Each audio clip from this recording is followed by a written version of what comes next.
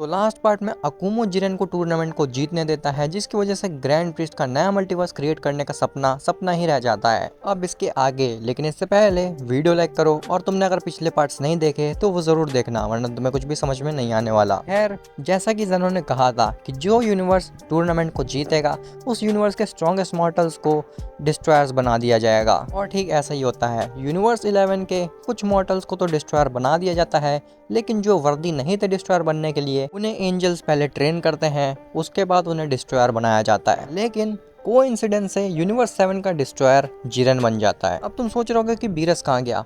देखो, Jiren destroyer तो बन गया था, लेकिन उसका मेजर जो फोकस रहता था वो अपनी ट्रेनिंग पे रहता था, क्योंकि उसे अपनी सेलेस्टियल पावर को और भी ज्यादा स्ट्रॉन्ग करना था। इसीलिए वो था तो यूनिवर्स 7 में ही बीरस के प्लेनेट पे, लेकिन डिस्ट्रॉयर के जो सारे काम थे वो बीरस ही करता था। खैर, अब टूर्नामेंट खत्म हुए कुछ दिन हो चुके थे। जिरेन बीरस के प्लेनेट पे ट्रेनिंग कर रहा था, गोकू वजीटा अर्थ पे थे, ब्रोली एक किसी अनजान प्लेनेट पे था। वो उस प्लेनेट पे क्या कर रहा था वो तुम्हें अभी पता चलेगा। और अकुमो भी बीरस के प्लेनेट पे था। अकुमो जाता है जिरेन के पास और उससे कहता है कि क्या तुम्हें पता है कि मैं टूर्नामेंट जीत सकता था, वो तो मैंने तुम्हें जीतना दिया टूर्नामेंट को।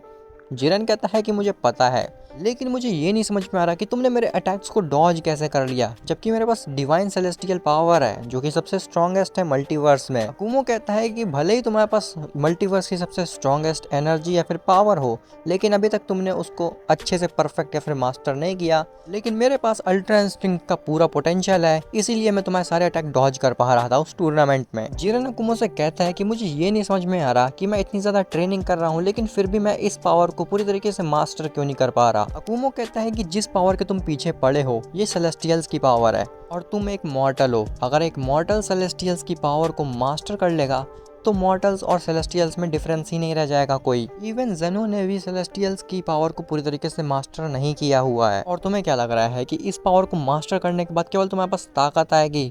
ऐसा बिल्कुल भी नहीं है, तुम मारे जाओगे। जिरेन पूछता है कि मैं मारा क्यों जाऊंगा। अकुमो कहता है कि ये एक ऐसी पावर है जो कि टाइमलाइन इवन मल्टीवर्स के साथ खिलवाड़ कर सकती है, और सेलेस्टियल्स ऐसा बिल्कुल भी नहीं चाहेंगे कि किसी मॉर्टल के पास ये पावर हो। और अगर उन्हें पता चला कि तुम्हारे पास ये पावर है तो वो तुम्हें भी मार डालेंगे। खैर, दूर कहीं एक प्लेनेट पे ब्रोली ये सोच रहा होता है कि पहले काफी उसे रिस्पेक्ट मिलती थी डिस्ट्रॉयर, एंजल या फिर किसी भी मॉर्टल के द्वारा, लेकिन जब से जिरेन और अकुमो आए हैं तब से ब्रोली की रिस्पेक्ट कोई भी नहीं कर रहा है।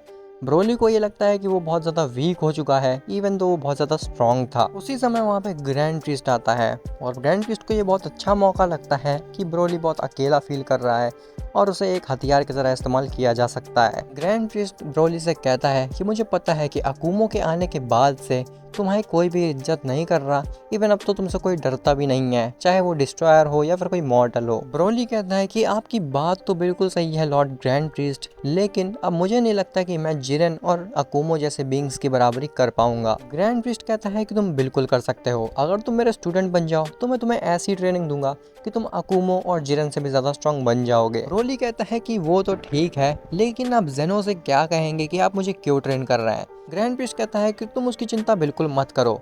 जेनो ने जब तुम्हें यूनिवर्स 6 के साथ टूर्नामेंट करते हुए देखा था तो वो तुमसे काफ़ी ज़्यादा इम्प्रेस हुए थे, और उन्हें समझ में आ गया था कि तुम्हारे अंदर बहुत सारा पोटेंशियल है, अगर तुम्हें ट्रेन किया जाए तो तुम एक बहुत अच्छे एंजल बन सकते हो। इसके बाद ग्रैंड प्रीस्ट ले जाता है ब्रोली को अपने साथ ट्रेनिंग कराने के लिए। खैर, अर्थ पे गोकू वजीटा से कहता है कि वजीटा, तुम्हें नहीं लगता कि हमें भी अब अपनी इंटेंस ट्रेनिंग स्टार्ट कर देनी चाहिए, क्योंकि जिरेन के पास ऐसी पावर है जो कि सेलेस्टियल्स के पास होती है। ब्रोली ने अल्ट्रा इंस्टिंक्ट को परफेक्ट कर लिया है, इवन अकुमो के पास तो ग्रैंड प्रीस्ट से भी ज़्यादा अच्छी अल्ट्रा इंस्टिंक्ट है। अब अगर इनमें से कोई भी हमारे यूनिवर्स के लिए खतरा बना तो हम रोक नहीं सकते इनको। तो मुझे लगता है कि हमें भी इंटेंस ट्रेनिंग करनी पड़ेगी ताकि हम इतने पावरफुल हो जाएं कि अपने यूनिवर्स को सुरक्षित रख सकें इन बींग्स से। वजीटा कहता है तुम्हें बात तो बिल्कुल सही है काकारोट, लेकिन मुझे लगता है कि गोहान और पिकोलो को भी ट्रेनिंग की बहुत ज़्यादा ज़रूरत है, क्योंकि मुझे पता है कि तुम्हारे बेटे गोहान के अंदर हम दोनों से भी ज़्यादा अच्छा पोटेंशियल है। अगर वो अच्छी ट्रेनिंग करेगा, इंटेंस ट्रेनिंग करेगा, तो वो अकुमो और जिरेन से भी ज़्यादा पावरफुल हो सकता है। गोकू कहता है तुम्हारी बात बिल्कुल सही है,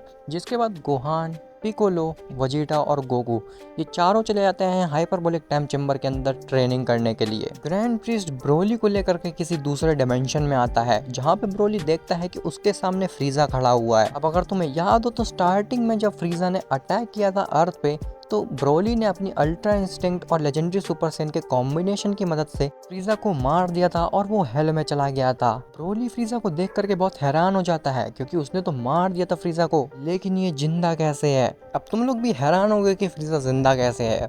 तो जब अकूमो ने ग्रैंड प्रिस्ट को बिट्रे किया था टूर्नामेंट में हार करके, जिसके बाद ग्रैंड प्रिस्ट के पास केवल एक ही चारा बचता है कि फ्रीजा को हेल से निकाल लो, क्योंकि वही ड्रैगन बॉल की फ्रेंचाइज में इकलौता ऐसा मॉर्टल है जिसके पास सबसे ज़्यादा पोटेंशियल है, जिसने केवल 4 महीने ट्रेनिंग करके गोल्डन फॉर्म अचीव की थी जो कि सुपर सैन गॉड और सुपर सैन ब्लू को सरपास करती है। इवन 10 साल ट्रेनिंग करके उसने ब्लैक फॉर्म अचीव की जो कि अल्ट्रा इंस्टिंक्ट और अल्ट्रा ईगो दोनों को कंबाइंड सरपास करती है। खैर, अब तुम सोचोगे कि अगर ग्रैंड प्रिस्ट को फ्रीजा से मदद लेनी थी तो वो ब्रोली को क्यों लेके आया।